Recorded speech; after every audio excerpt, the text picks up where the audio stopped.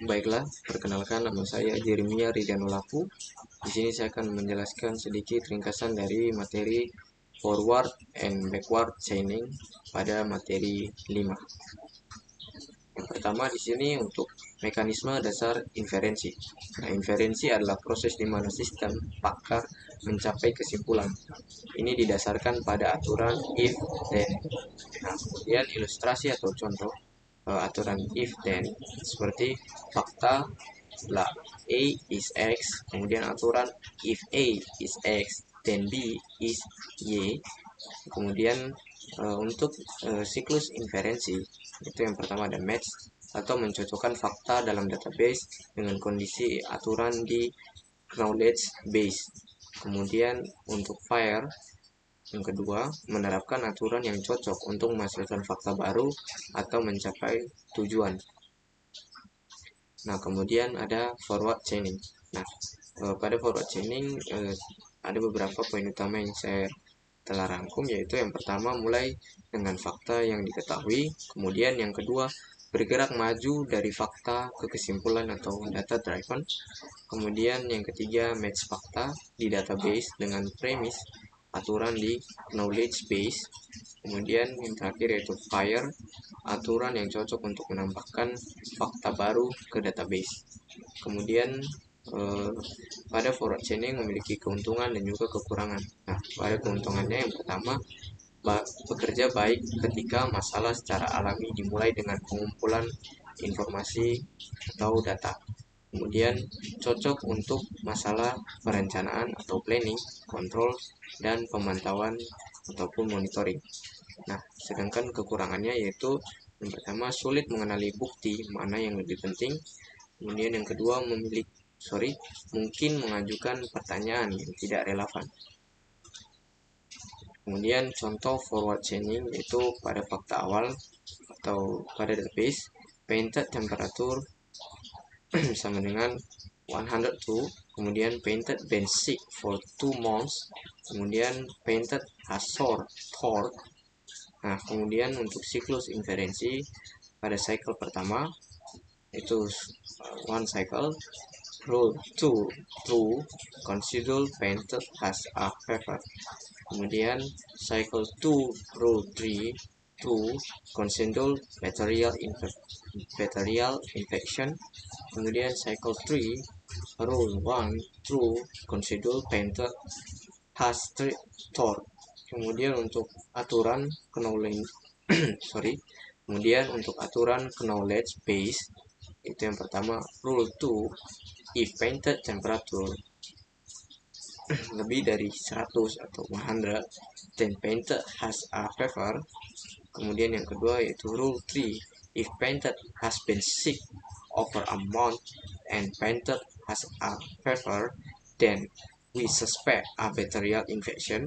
Kemudian yang terakhir rule 1, if painted has sore throat a suspect a bacterial infection then painted has strep throat.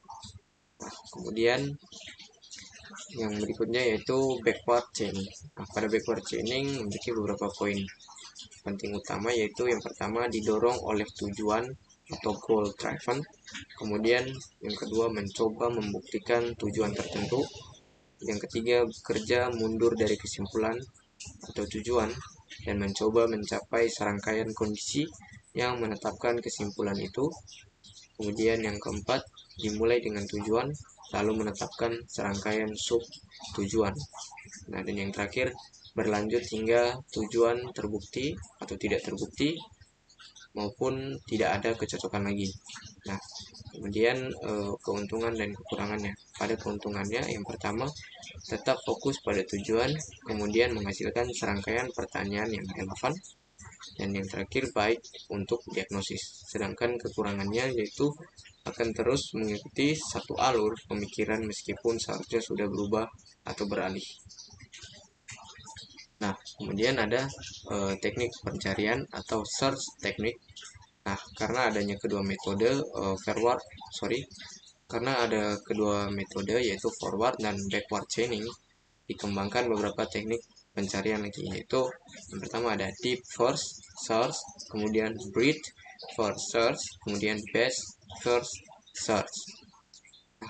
Pada deep first search atau DFS, nah di sini dideskripsikan teknik ini memiliki penelusuran data pada node-node secara vertikal dan sudah terdefinisikan, misalnya kiri ke kanan, nah maupun sebaliknya dari kanan ke kiri. Nah, keuntungan dari metode yang pertama ini yaitu penelusuran masalah dapat digali secara mendalam sampai ditemukan solusi yang optimal. Namun kekurangannya yaitu membutuhkan waktu yang sangat lama untuk ruang lingkup masalah yang besar. Nah, kemudian yang berikutnya yaitu metode kedua yaitu Breadth First Search atau BFS. Nah, di sini dideskripsikan sebagai teknik penelusuran data pada semua node dalam satu level atau tingkatan sebelum pindah ke level atau tingkatan di bawahnya. Nah, untuk keuntungannya, semua node akan dicek secara menyeluruh pada setiap tingkatan pada node. Nah, namun kekurangannya, waktu yang dibutuhkan sangat lama jika solusi berada pada node pada posisi node terakhir. Nah, kemudian penelusuran bisa menjadi tidak interaktif antar topik atau harus melompat dari satu topik ke topik lain sebelum topik selesai ditelusuri. Nah, kemudian yang ketiga yaitu best first search atau heuristic search. Nah, ini dideskripsikan sebagai teknik penelusuran yang menggunakan pengetahuan masalah untuk memandu pencarian ke arah node tempat solusi berada. Dan dengan nama lain dikenal juga sebagai heuristik. Nah, caranya mereka mencari solusi, pada metode ini akan mencari solusi terbaik berdasarkan pengetahuan yang dimiliki untuk menentukan mulai dari mana dan bagaimana menggunakan proses terbaik. Nah, keuntungannya yaitu mengurangi beban komputasi karena hanya solusi yang memberikan harapan yang diuji. Kemudian yang kedua, akan berhenti apabila solusi sudah mendekati yang terbaik. Itu saja yang dapat saya jelaskan pada materi 5 kali ini. Jika saya masih ada kesalahan atau banyak kesalahan, saya mohon maaf. Terima kasih.